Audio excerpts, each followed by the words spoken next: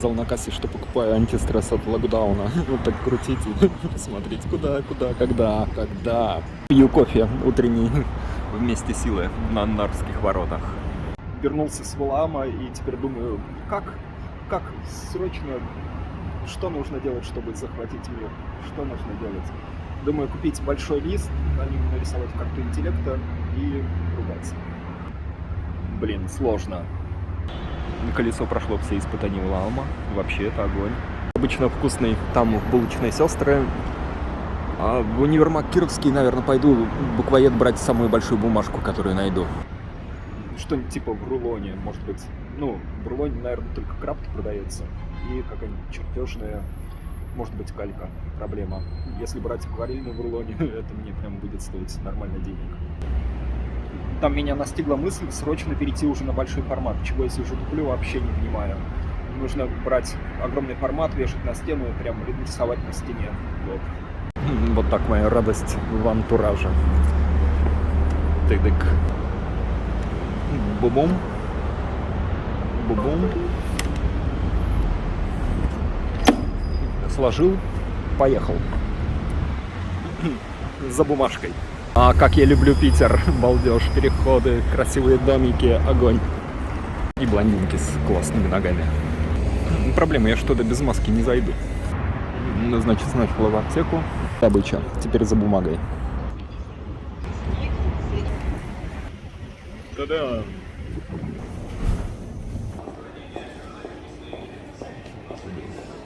Мне туда, в буквоед. Книжные канцелярские магазины обожаю. Когда-нибудь, может, буду покупать кисточки, но не нынче. Но вот про что я говорил. Большой формат. Думаю, например, обратная сторона. 878 миллиметров на 2 метра. Буду пробовать. Если возникла, может, карту купить фоном для видео. Не понимаю пока. Но вот книжку по скетчингу уже написать нужно срочно. Что-то я затянул. И, может быть, глобус для вдохновения. А сколько можно сидеть в одном месте? Хотя бы самый маленький. Да, темы-то нужные и важные прям. Точно, беру. Сказал на кассе, что покупаю антистресс от локдауна. Вот так крутить и смотреть, куда, когда. Тудук, тудук. Так, на бумажку план примерно такой. Я думаю, вот туда, на стену, там, где я повесил вот эти, чтобы постоянно цеплялся за них взгляд и корректировать. Но после того, как я съездил на Валаам, я подумал, что нужно как-то намного интенсивнее над этим работать. Может быть, на место вот этих рисунков я повешу вот эту длинную бумагу и начну на ней скетчить. Скетчить реально прям как Рокки готовится к поединку. Знаете ли, хочется больше возможностей. Больше.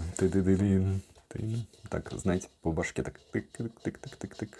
Короче, есть один из великих монстров. Я в рисунке использую то, какие знания я от него получил. Смотрите. Это Бриджман. Великий Джордж Бриджман. И его потрясающая книжка. Супер обобщенный характер рисования и стратегии как алгоритмы. Знаете ли, вообще после его книжки я прям по-другому на это все смотреть начал. Скажем так, более архитектурно и упрощенно. Это реально несложно. Вот человечек, наклонившийся вперед. Идеально.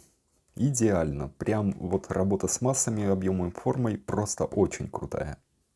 А вот это дико мило. Смотрите, как разобраны массы, разобраны тени, разобраны объемы. Очень круто. Я вот это держу у себя в голове. Вот постоянно, когда рисую.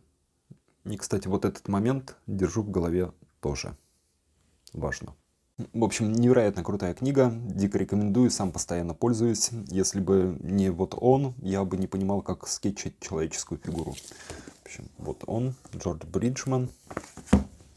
Мое руководство по рисунку с натуры. Я.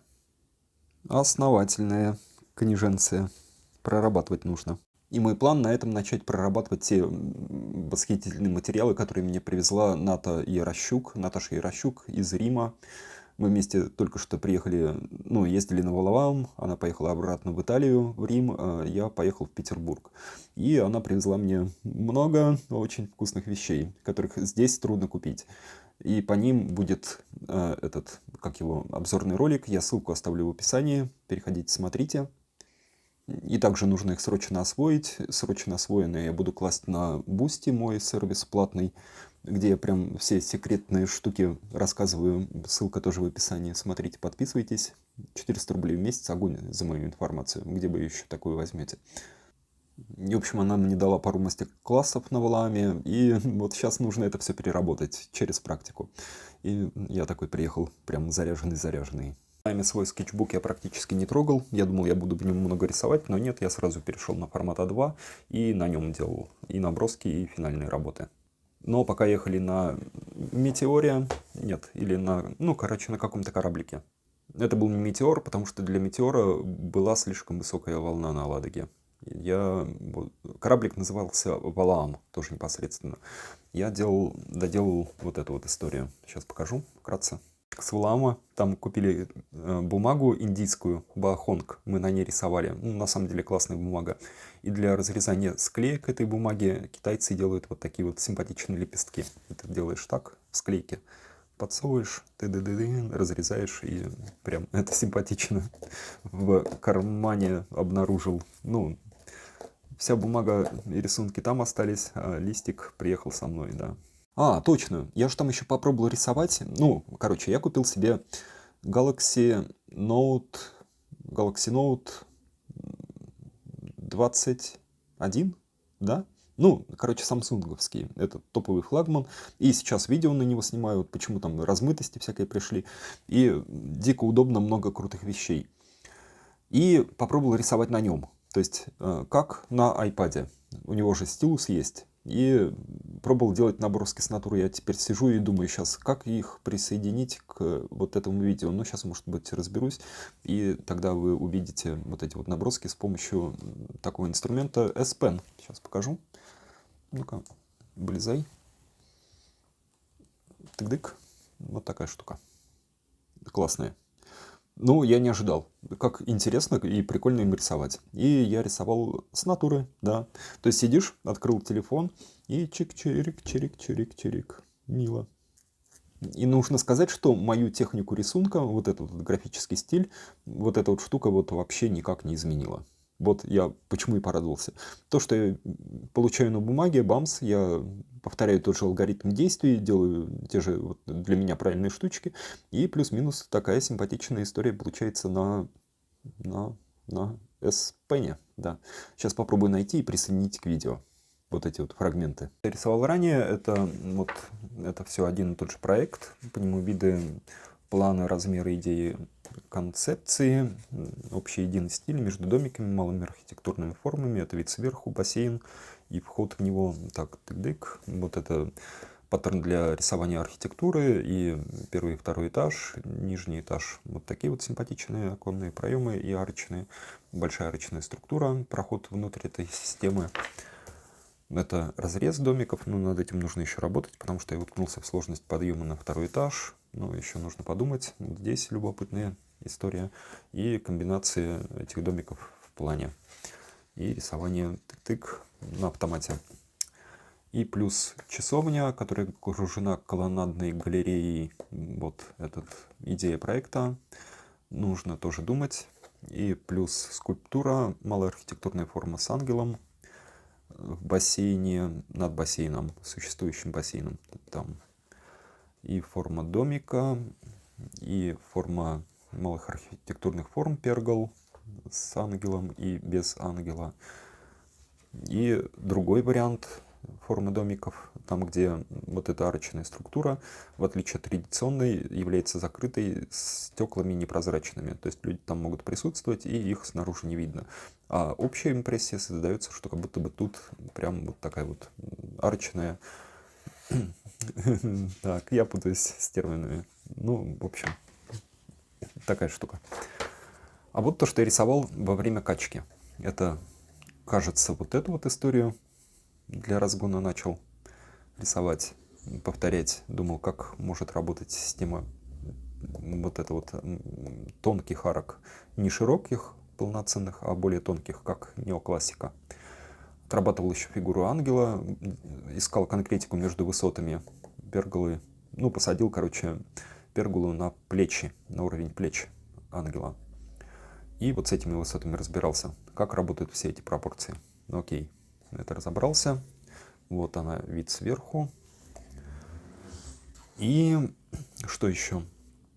Прикидывал еще эти домики, упрощал до невозможности арочную структуру, просто в прямую форму, оставив здесь скульптурные формы наверху. Вот это такие входы. Туда, ну, нужно еще разобрать это все. Вот вся система вместе. И там, где у меня вот это вот присутствует история с бассейном и со скульптурой ангела, я думал делать разрез этой площадки и смотреть, как она работает, и искать какие-то формы. В общем, этим я занимался во время качки, и нормально. Сидел в кают-компании на корабле, который называется «Влам», ушел вниз, там шел какой-то фильм, а я радостно рисовал. Она-то спала. Ее, может быть, не знаю, там вроде бы она пила таблетки от того, чтобы ее не укачивало. Ну, в общем, проспала весь рейс, а я прорисовал весь рейс, да. Короче, со страшной силой рисую тут стилусом на своей мобиле. Сейчас покажу, что получается. Это странно.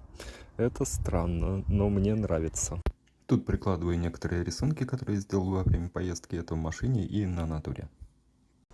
Рисую эту симпатичную маленькую крепость и рисую ее опять стилусом, и это очень странно, потому что мне начинает нравиться. Я уже думаю, а не делать ли мне курс по рисованию стилусом? Почему нет? Тык-дык. А там Ната рисует. Ната делает скетч. Тыдынь. Тыдынь. Балдеж. Подписывайтесь. Ната сделала мастер-класс вчера, и много написало людей, всякие вопросы, вон она сидит, отвечает. Поэтому, если вы что-то хотите спросить по мастер-классу, который на YouTube, вот ей пишите, или в это, ну, короче, на YouTube пишите, она там сидит сейчас у меня в YouTube отвечает. Ну, или можно на нее прям подписаться, и у нее все это радостно спрашивать. По этой итальянской акварельной штуке, это вот она. Вот, к ней вопросы, подписывайтесь, блин. И ссылка на этот видос, где вот, ну, она в Питере это делает, свайп вверх. Вот здесь ссылочка будет, вот здесь. Вот так. Пи-пи. Смотрите, что? Смотрите. Вы видите эту систему?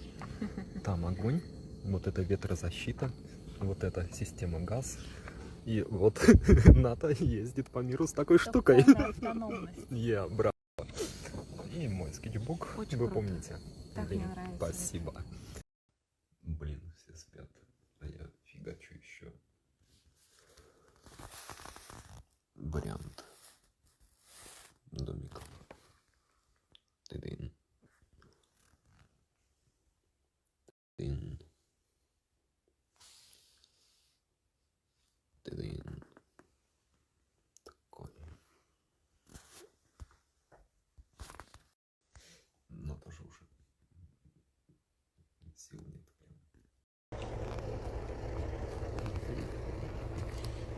Блин, они уже фигачат. Чао-чао. О! Что мы нарисовали на Валааме, я сделал отдельный ролик, он выйдет, наверное, завтра. Ну, то есть я не знаю, в каком порядке я положу эти ролики. Ну, короче, ссылка на ролик, что мы нарисовали на Валааме, тоже будет в описании. Наташа нарисовала супер классные вот эти вот в итальянской технике акварельной наброски. Я рисовал более длительные штуки, более такие информационно-графичные. Ну, в общем, вот. И была еще девушка Олеся, она рисовала маслом. И сделали такую небольшую там выставку. Потом, я думаю, нужно будет, если эти работы пойдут дальше куда-то, то по этому поводу тоже сделаю видос. Но видос на обзор выставки, который мы оставили, когда мы уезжали оттуда, то я приложу туда вниз. Ну и на Валааме классная гостиница, классно приняли, очень вкусно кормили, везде поездили, показали нам различные скиты. То, что я брал туда моноколесо, оказалось очень хорошо. Я посмотрел прогноз погоды на Валаам, и там шли дожди и грозы. Я думаю, брать мне моноколесо или не брать. Ну, оно у меня не гидроизолированное. Ну, я решил, помолюсь, рискну, возьму. И вообще не пожалел просто. Потому что столько, сколько я увидел с помощью моноколеса, я бы точно не увидел, ходя ногами. Вот вообще просто. Это несопоставимо, абсолютно несопоставимо. В общем, моноколесо огонь. И все горки, которые я встретил, ну, я там просто дофига объездил, мне удалось на них и подниматься, и спускаться. И трудные дороги на Валааме, с ними вот это вот городское мое легкое, самое простое, самое бюджетное, самое слабое, наверное, из продающихся моноколесо. Какое оно? InMotion V5F. В общем, вот такое. За 43 штуки ее продают. Ну и там с одного заряда 30 километров можно проехать. Заряжается 3 часа. И скорость, по-моему, там можно до 25 километров набирать. Ну, у меня ограничение стоит то ли на 15, то ли на 20. Но я так, пока еще неопытный ездок, езжу крайне осторожно.